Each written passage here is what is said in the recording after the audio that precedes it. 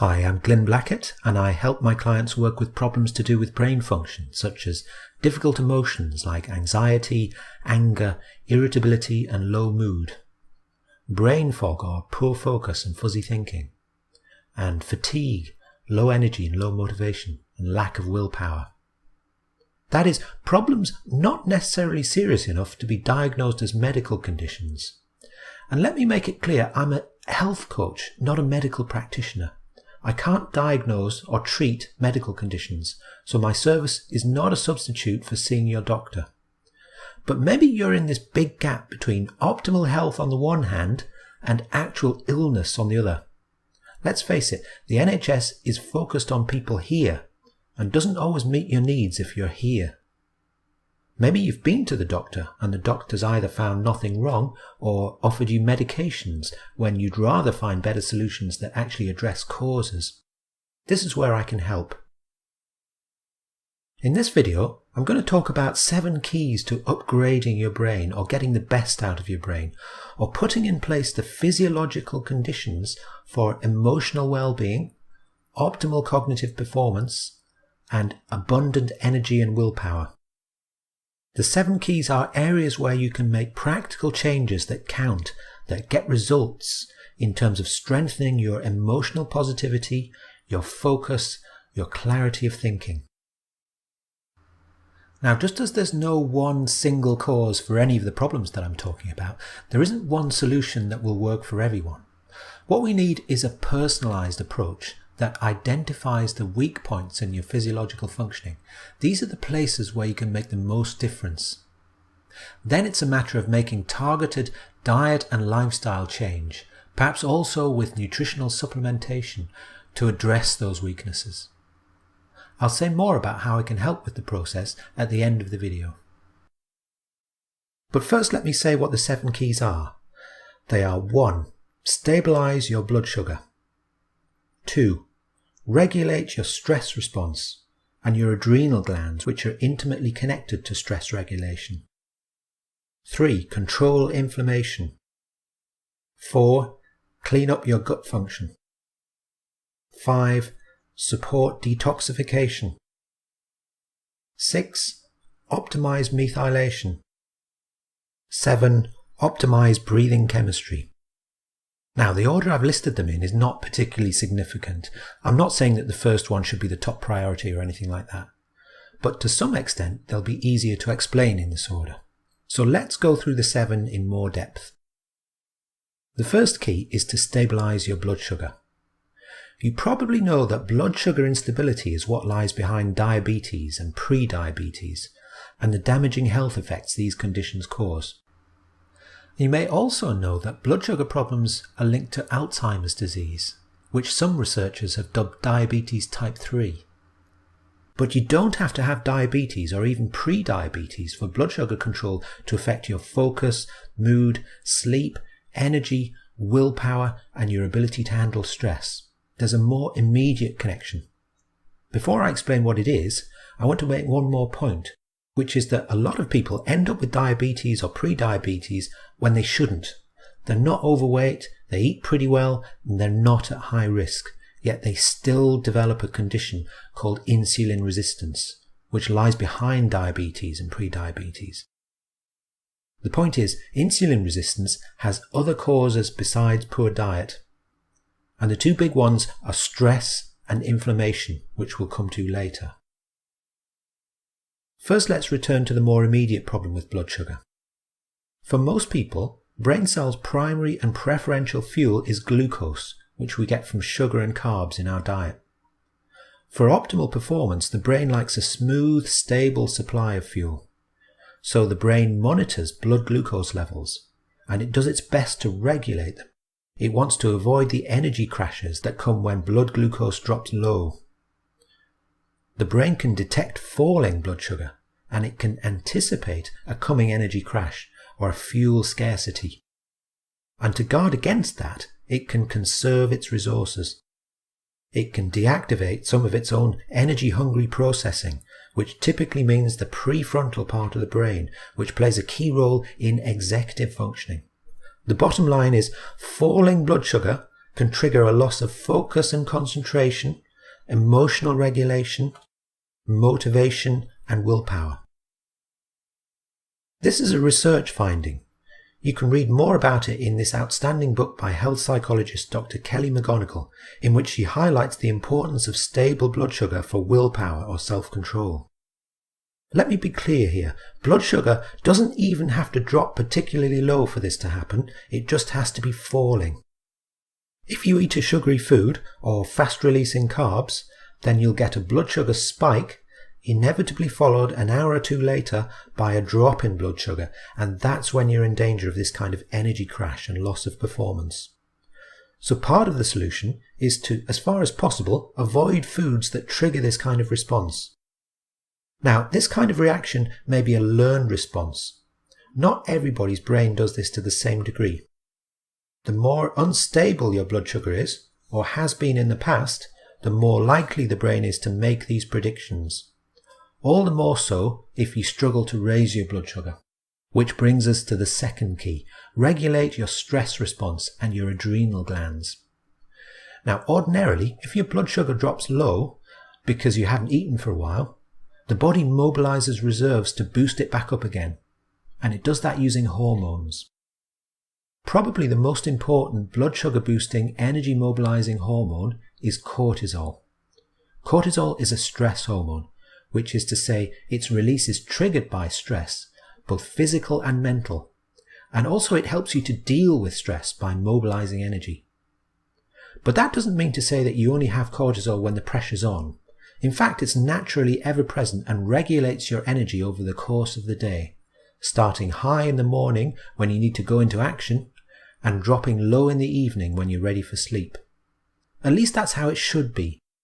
The problem is, cortisol and other adrenal hormones can easily become dysregulated. This tends to happen as a result of lots of stress. Particularly problematic is unremitting stress, even if it's quite minor, like always having a deadline to meet. And not just mental stress, but physical stress, which you might not even recognize as stress, such as heavy fitness training or having a health problem such as a hidden gut problem, which I'll say more about later on. If cortisol becomes chronically high, you tend to feel wired, on edge all the time, unable to switch off, maybe struggling to get to sleep at night, and yet feeling tired at the same time. If cortisol is on the low side or unavailable, the predominant experience is one of fatigue, low energy and low motivation, and loss of stress tolerance, meaning little things upset you inordinately. Another pattern of adrenal dysregulation is that you can lose the daily rhythm of your cortisol. Again, it should be high in the morning and low at night. Brain imaging studies show this pattern correlates with poor brain regulation of emotion and stress. Basically, the executive brain circuits that normally keep in check the emotion triggering centers, such as the amygdala, are underactive.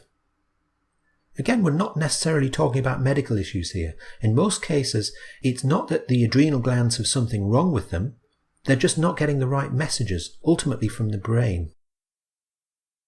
So what can you do to re-regulate the adrenals? Well, there's lots of supplements available for adrenal support, such as adaptogenic herbs, which have good research support. These can be useful in the short term, but they don't necessarily address the underlying causes of adrenal dysregulation.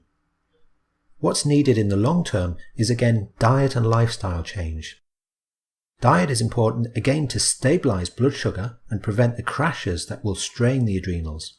But probably most important of all is to learn to handle stress more effectively. This is probably my favorite area for helping my clients.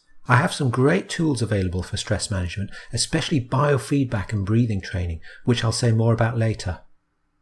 But stress is not the only factor that can cause adrenal dysregulation.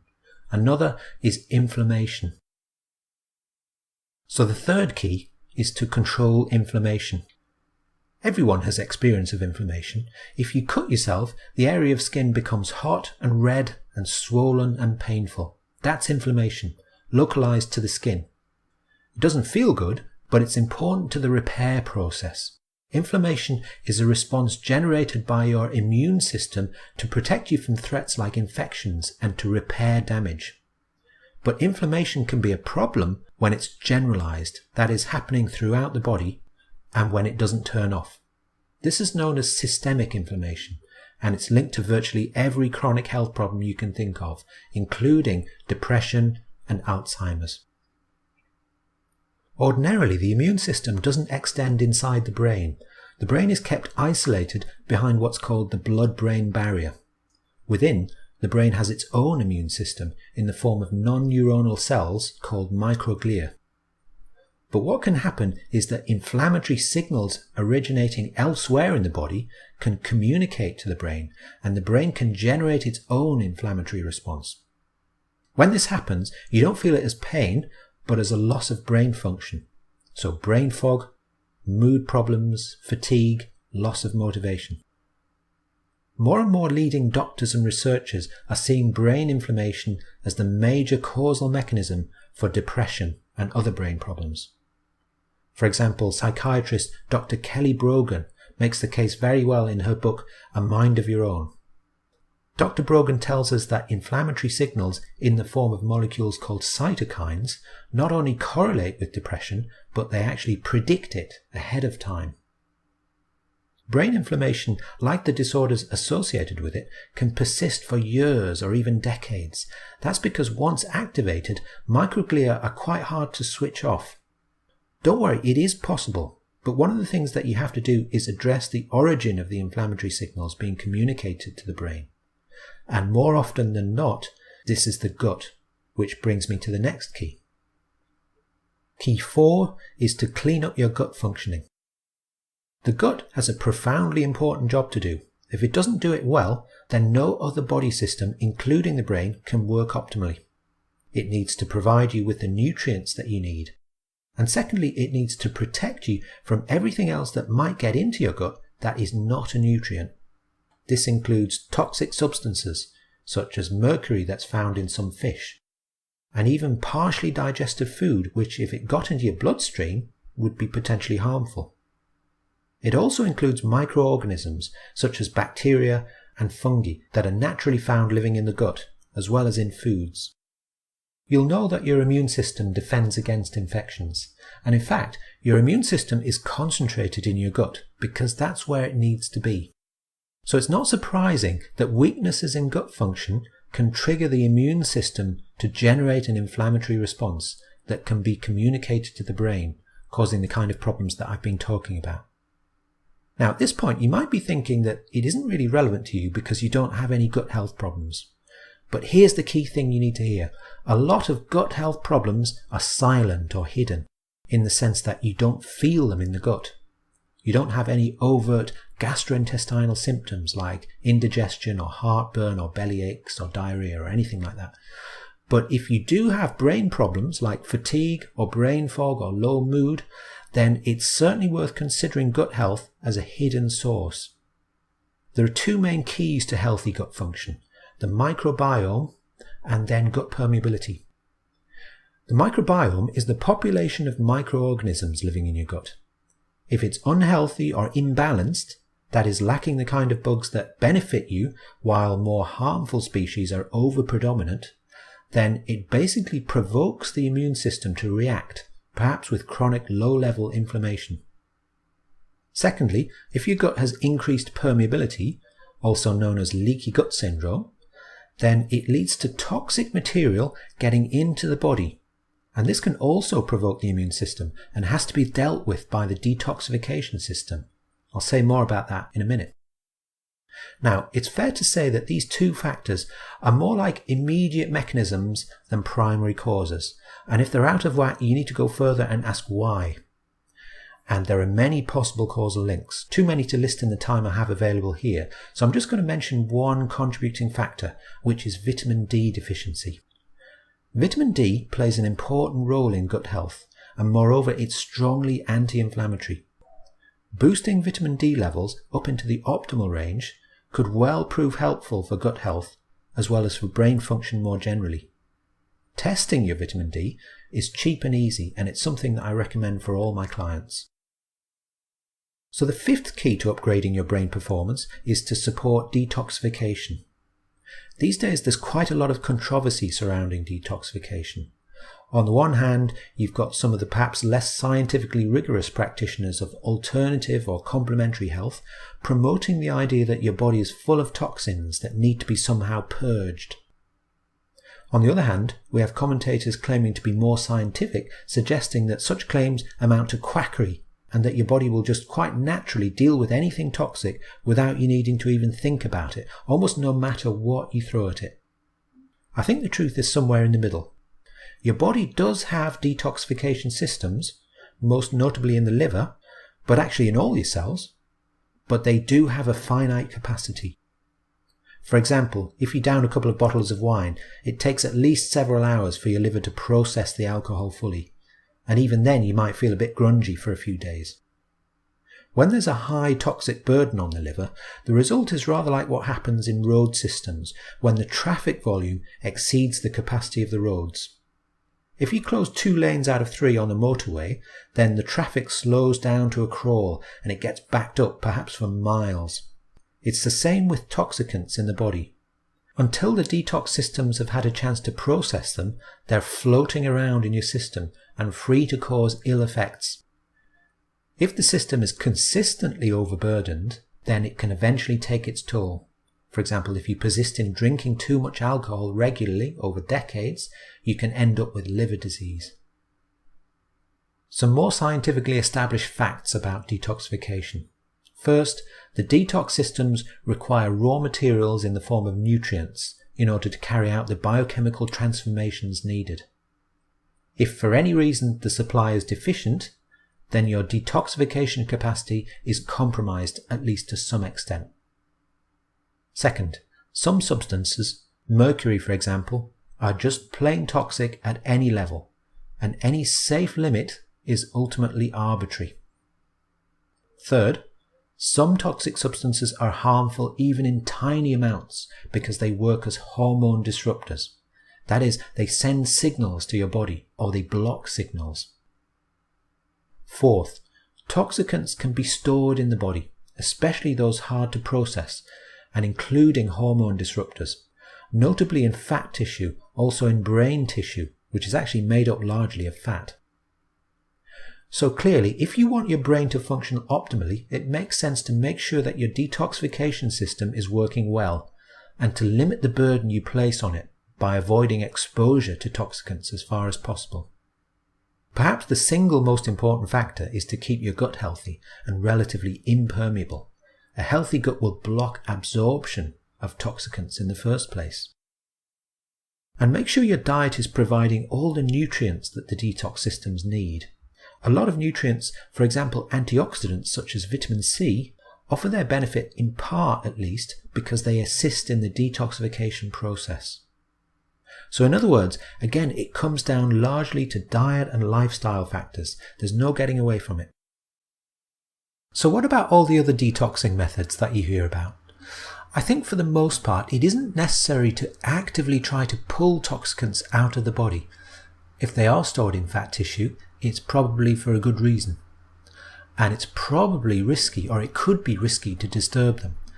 Now that's assuming that your detox methods actually work, which is certainly not always proven. Probably it's fair to say that if you look after the other 6 keys, then this one will look after itself. The 6th key is to optimize methylation. Methylation is a ubiquitous biochemical process happening in all our cells. I'm not going to go into the details because it's rather technical and you don't need an in-depth understanding to have it working well. But it is worth saying something about why it matters to brain function. And the short answer is that it's to do with neurotransmitters.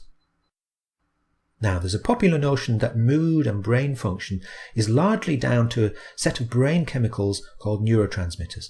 For example, too little serotonin and you get depressed.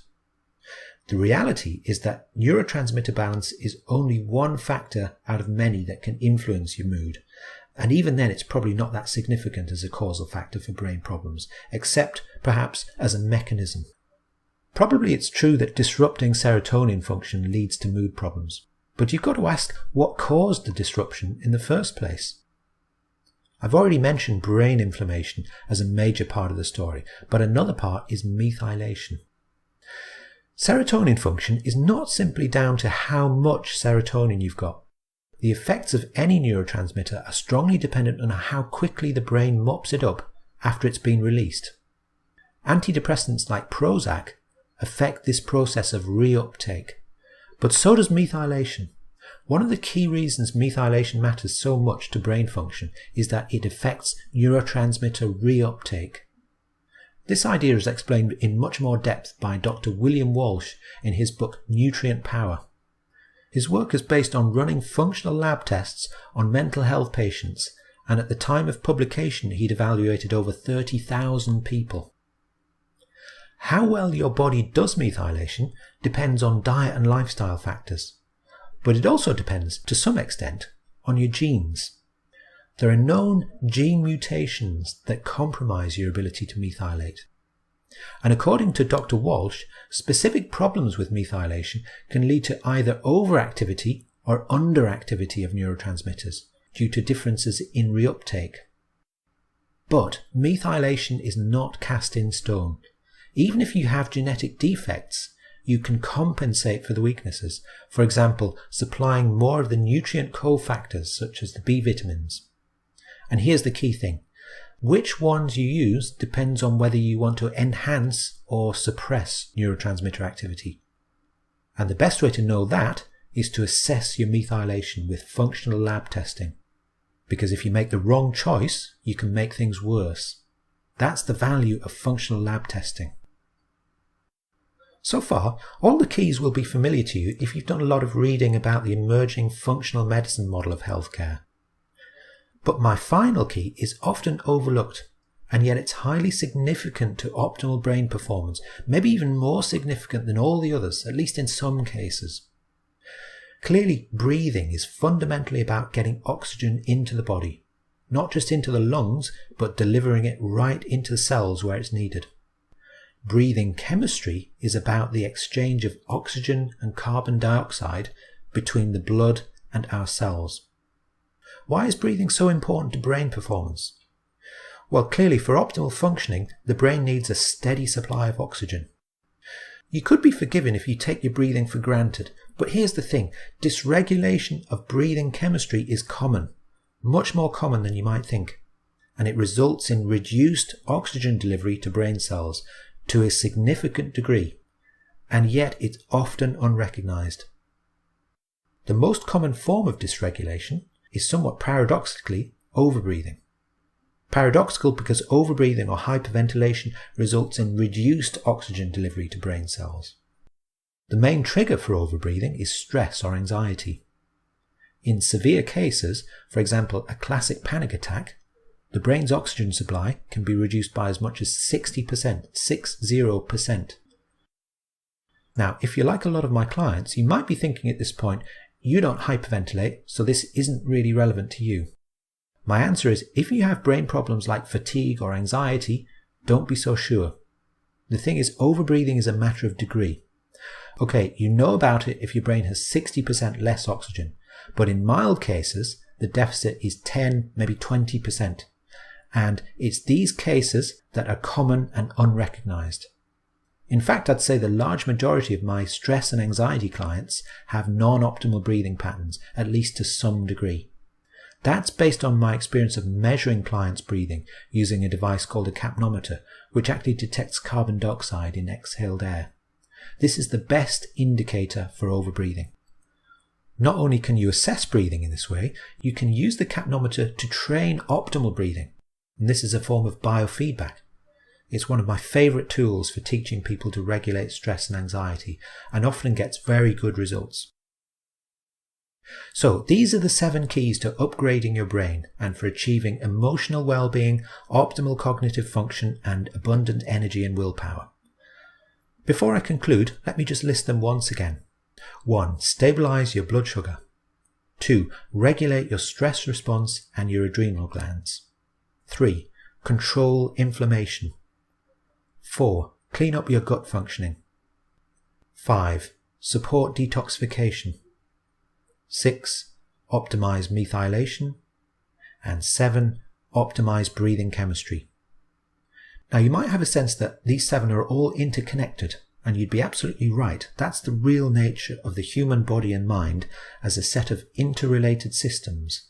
And it emphasizes the need for a systems-based approach that addresses causes rather than suppresses symptoms. A lot of everyday problems are of the nature of imbalances in functioning rather than outright diseases. I've explained the 7 keys as areas for making changes, but I haven't said much about practical steps for making improvements. Well, there's a lot that could be said, probably several books worth, but that's not really the point of this video.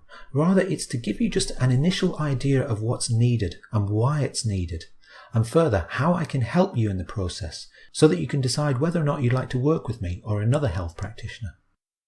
So let me just summarize the approach. It starts with functional lab testing and other assessments relating to brain performance, such as the breathing assessment that I've just mentioned. We can then identify the weak points in body systems functioning for you personally, so that you can focus your efforts in places where you'll make the most difference. If you like, it's identifying the key keys out of the 7 that I've listed, but also in a few more areas that I haven't talked about. Then it's a matter of making personalized or targeted nutrition, diet and lifestyle changes to support these weak points and improve functioning. Let me say something more about my role in the process. I can help you with accessing lab tests. I offer packages of lab tests selected to be the most relevant to brain problems like fatigue, anxiety, and brain fog. And I can help you to customize the selections based on your patterns of symptoms and also what you're trying to achieve. And I can help you interpret the results and turn the results into strategies for change that are most likely to be effective. Suppose you want to lose some excess weight, and your test results suggest signs of insulin resistance causing blood sugar problems. In that case, research suggests that you'll do well with intermittent fasting, for example, and also with high-intensity interval training, both of which can improve insulin sensitivity, but not if your testing also shows adrenal dysregulation. These methods can stress you to the point that you feel worse, not better. Another example, to control inflammation, it can really help to have optimal vitamin D blood levels. A lot of people need to supplement to reach the optimal level, but how much do you need?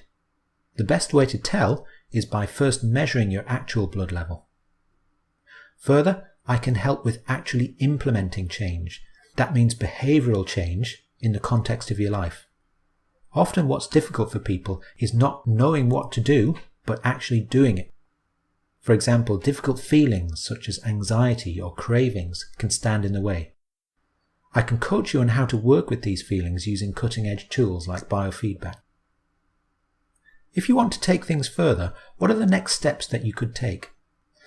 Well, my business is based on offering packages of carefully selected functional lab tests based on samples that you can easily collect at home, combined with coaching time.